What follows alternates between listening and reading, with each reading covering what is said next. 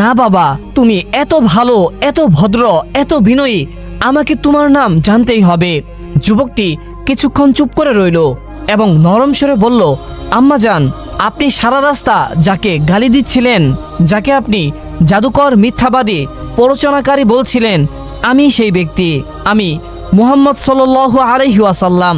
এই কথা শুনে বৃদ্ধা মহিলা যেন স্তব্ধ হয়ে গেলেন। ঠোঁট কাঁপতে লাগলো, চোখ বড় হয়ে গেল এবং গলা শুকিয়ে গেল এবং বলল, তুমি মুহাম্মদ সাল্লাল্লাহু আলাইহি ওয়াসাল্লাম? রাসূল সাল্লাল্লাহু আলাইহি ওয়াসাল্লাম মুচকি হেসে মাথা নিচু করে বললেন, হ্যাঁ আম্মাজান, আমি মুহাম্মদ সাল্লাল্লাহু আলাইহি ওয়াসাল্লাম।